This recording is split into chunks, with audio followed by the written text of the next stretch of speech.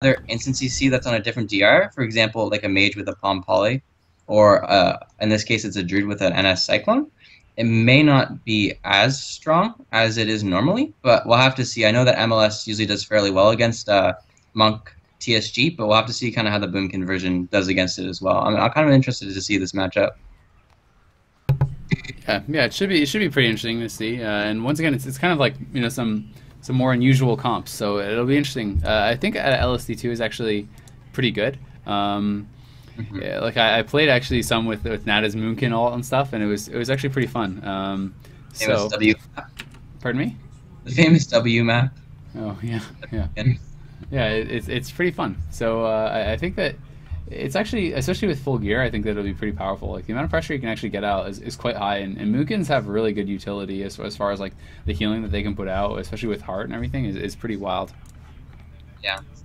Well, we'll have to see, because I know Monk TSG also does huge pressure on Shamans especially. So I'm interested to see kind of like the strategy, whether they're going to go for like a more of a stop CC on their Monk strategy and just kind of use Monk ridiculous heals to keep them through the match and kind of win a long game, or if they're just going to go to tunnel the Shaman, hopefully they can get him down before their team rots too much to the pressure. Yeah, for sure. So I'm just waiting for these player names.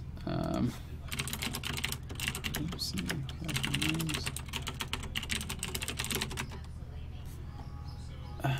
And then as soon as we have that, then we will be able to get you guys queued into this next game. And hopefully, hopefully we will have no more issues. Okay, so if you had to pick, have you looked at the teams at all? I have seen, so there's these teams, so we've seen, I think, half teams. There's 8. Or half teams, and I do believe, I know there's the WLS. I thought it was Johnny Blaze, but is it Trilly? Yeah, it's Trilly. Okay, it's Trilly. Okay. And now you're talking, there's the Boomkin and the Monk. So what's the last team? Feral LSD. So it's yeah, okay. I feel like the WLS should beat the Feral team. I feel like WLS has an advantage against that. And are you wondering like which team I think is gonna win? Yeah. Who's your pick? Oh, geez. I think the team that's going to end up winning this tournament is going to be the Shaman DK LE. Yeah? You don't think WLS can beat that? No. It'll be interesting to see. That's a matchup I'm interested in, because I think most of the matchups are pretty good for WLS, for the most part. Yeah, I think so too. I just know that, especially if that team was playing with a Monk, if the Druid was a Monk, it'd be infinitely impossible for the WLS. But I'm not sure what the Druid does, because I know the Druid is going to be able to be swapped on, which is going to be their disadvantage, but IBF is a really great cooldown, so I'm not sure. That's the one matchup that's obviously going to be, the sticker, but I think that the Druid DKLA might have an advantage in that. I'm not 100%, but I've never really seen the matchup, but just kind of speculating. I think they might be good against it. Yeah. So I have not gotten a response on the player names, so I'm just waiting on that still. I could just see. Let's try to slash shoot them. Let's see if I can find the Red Hot. Who's your party leader? Let's see if they're actually all named their real names.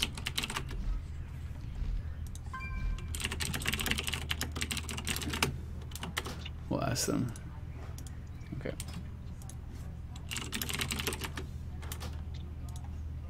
Here we go.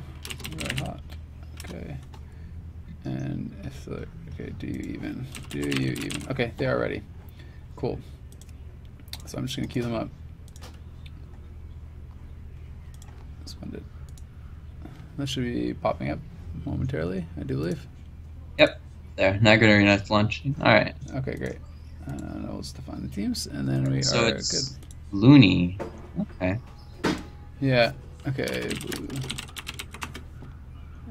Interesting. Yeah. These are some names I've heard before. I think some of these guys played, I think, the Red Hot. I think that's a Russian team, and I think they played in League of Legends. Remember, I think that's Askish's, like, that Boomkin team that played?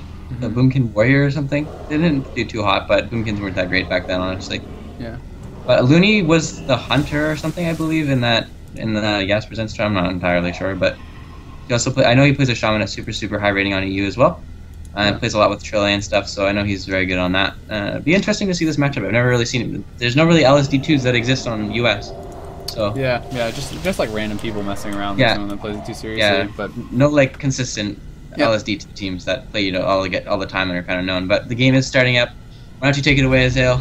All right, and we will see this monk kind of moving out here, and I think I may actually just have to continue spectating from outside because I don't know how to zoom out. It's just can't figure it out. But anyway, we do see Daunts being spread out everywhere right off the bat. Do even is going to be taking a lot of damage here early on. Look at him already down to 200k HP. Shadow Fury does come out onto this warrior, and he's actually getting bursted down so hard. Shuniton has a lot of work to do, but we do see the shield wall already forced out. And oh my god, this LSD2 is just putting out insane pressure. Dr. Franken is down dangerously low. Halitair comes out on both. This monk is just not really able to heal through it just yet, but look at Looney. This shaman is going to have to gate across the map. He does pop his Stoneform. Ascendance is up already, and he's down to half HP, and it may not even matter how strong the pressure is right now, but a nice Cyclone is going to be able to peel off this warrior from their shaman, and we can see him start to top himself back off. Red Hot going to have to pop his trinket as well, trying to heal himself back up, and it looks like I think the frames are actually bugged for this shaman because his HP is not actually changing for me right now. So yeah, he's sticking around half, but he doesn't end up having to force a trinket there anyways, no matter what. And the Boomkin did, bark skin randomly, but the frames are bugged. Everyone's sitting at normal health, but big pressure coming on the shaman. The up-and-opening pressure was actually because of the Boomkin's cooldowns. The Boomkin cooldown is actually huge, but the Boomkin is playing root spec, and you do see a bear charge, a bear root in there, so really great job by him utilizing his talents. We do see a beam on that monk, doesn't end up rolling out of it into the full fear, and I believe. Not entirely sure, but Looney dipping down super reload. The frames are back up. He's at 80k. He's actually dipping down in the shockwave. He does not have trinket for that shockwave. Looney just go down.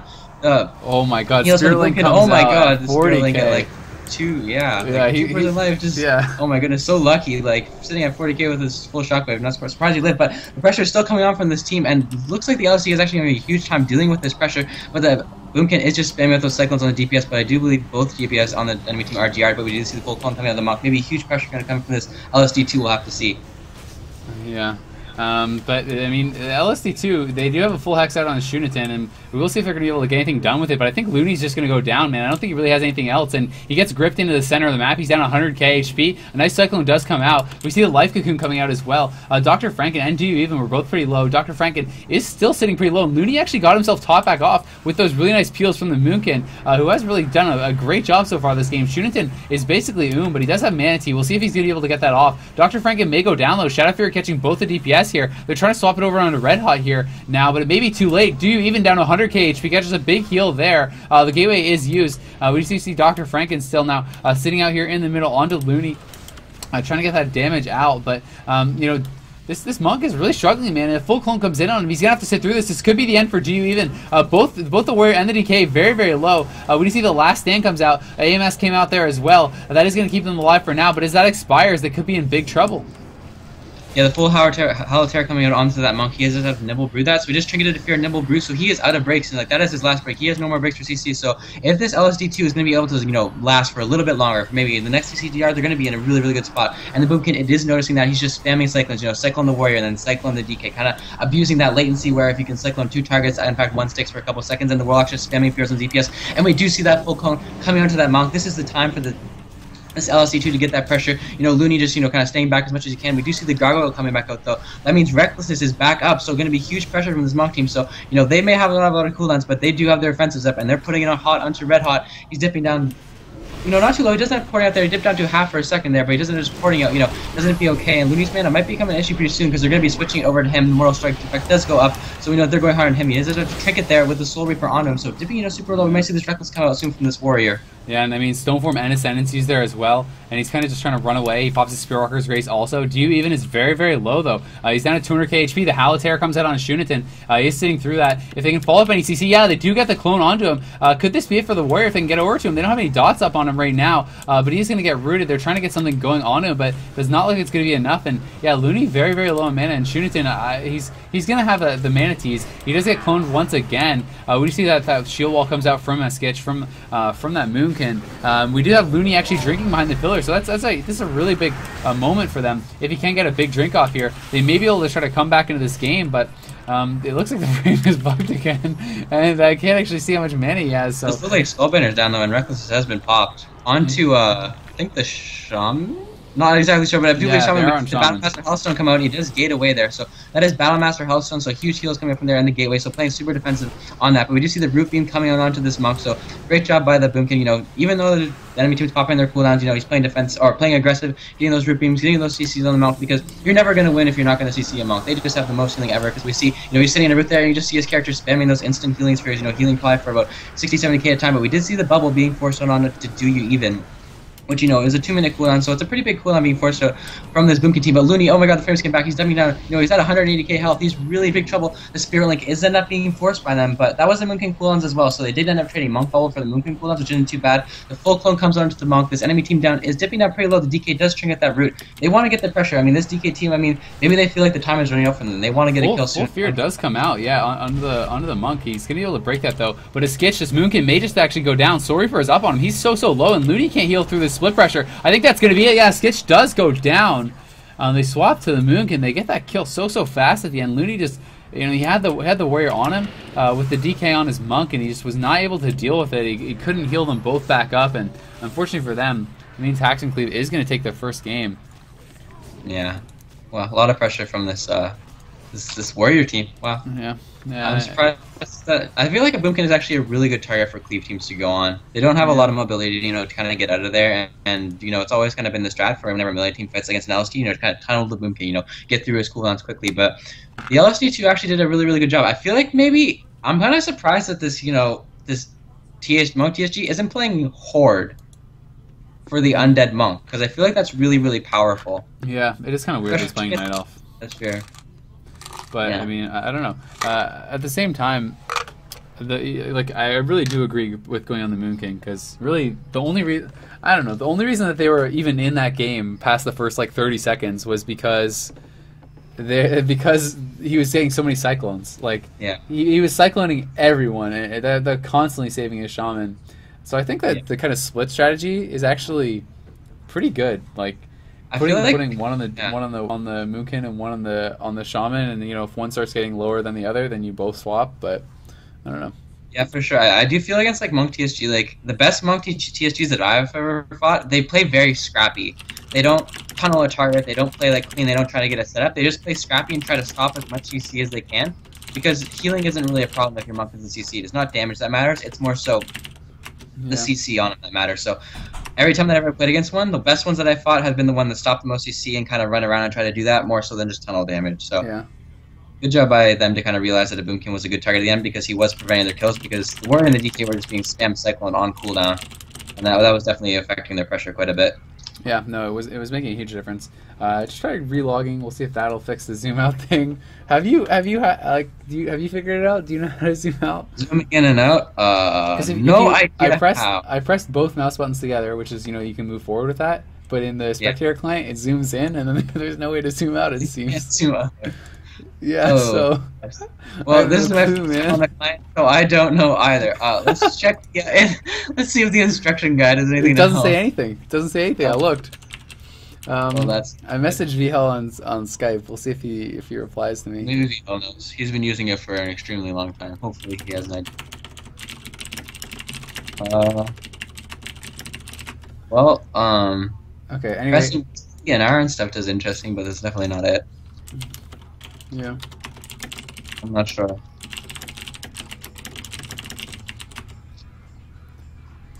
Okay, so. But using the scroll, I can do it. I can't when I'm actually like in the game. I can do it like when I'm out of the game. Oh, okay. It's like zooms in and out. Like it's like it looks weird, but. Yeah, no, it looks really weird. Maybe try like going into. I don't even know. I'll try to experiment it too, because I'm not the one actually, you know, with the camera. It looks kind of stupid when I'm trying to experiment. I was trying to press all the different buttons, and I pressed M, and the map popped up. It's not the most professional. Sorry about that, guys. Okay. But /cast zoom out. But we are getting them queued up, and this map should be popping up on the match selector here any moment. Well, what map did they end up picking? The LSD that picked Blade's Edge? Tolvir. Tolvir. Okay, that's a good. Yeah. Yeah. All right. So, just wait on this. Did not work for some reason. Red hot and okay. Alright, D even. Alright. Great match. Should be good.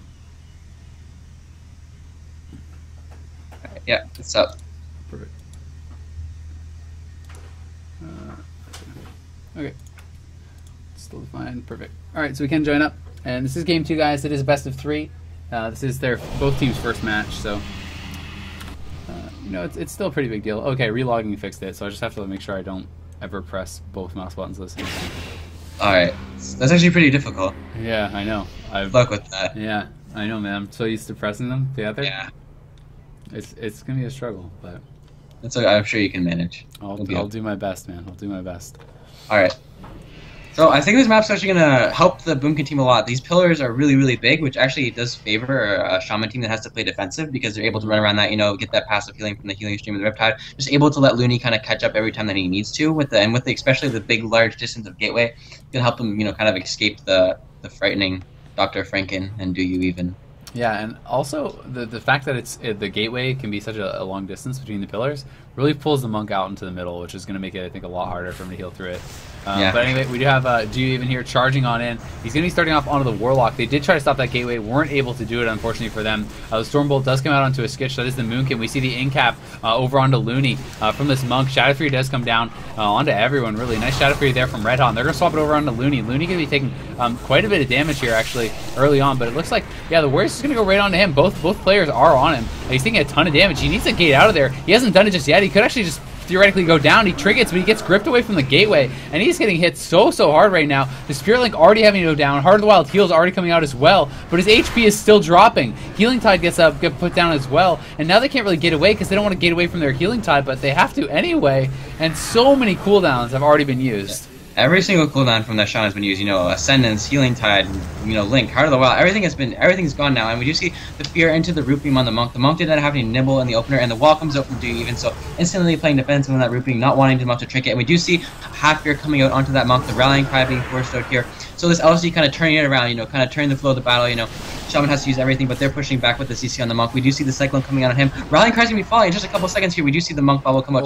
Great Cyclone from a Skitch onto that Monk bubble on the Warrior. We do see the huge dots on him coming out of that, so Monk, actually, I'm going to be able to pick him up just fine out of that, but, you know, great offensive Cyclone there from a Skitch onto the Warrior on that bubble, so good play by them, but I just feel scared for Looney, man. They're out of cooldowns, and this Monk TSG is top. Monk still does have his Trinket up, so, I mean, that is something for them to keep playing aggressive, and Nibble will be coming up back soon as well, so we'll have to see if they can actually connect on a Looney, because it looks like they're having a hard time. Oh, they do grip him away from the gateway, though, and there's the Asphyxiate onto Looney. He's going to be taking some damage here. We have no idea how much, because of the UI, but I'm sure it's a lot. And so we're going to see how well this Shaman is going to be able to handle this. Spellflight does go up there from the Warrior, and I think the UI is starting to catch up. We do see another Root Beam there out onto the Monk, and you know, unfortunately on that last swap when they had the Warrior super low, Hex and Clone were basically completely overlapped, and you know, because of that they didn't actually force out the Trinket. Another Cyclone does come out there onto Shuniton, and we do see the gate across the map there from Looney. He's going to get gripped right back into the center though, and could be in some trouble here. Going to be taking quite a bit of damage. He does drop a Mana Tide there, I do believe.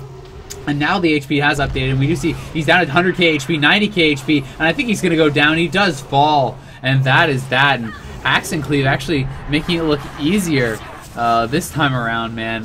Surprisingly, it did make it look easier. Shaman doesn't end up falling, and it really just, you know, solid Shaman training from this Monk TSG. You know, often in tournaments we don't see Cleaves doing really too well, but it's a good job by them. Selection there. Yeah, it's a great. I mean, you know what we would say. The Shaman is always out of position. So. Yeah, exactly, man. He's behind the pillar, 50 yards away. Get him, the Shaman. Yeah, pretty much. If there's a blue in the arena map, I'm first-hand experience. You know, I play Kitty Clue with Vive quite a bit, and we do kill Shamans. It is the specialty of the comp. So it's unfortunate for that. You know, very hard, especially if you don't have like I find it doesn't really work if you have like you need some sort of the Shaman needs to get hexes on the Monk.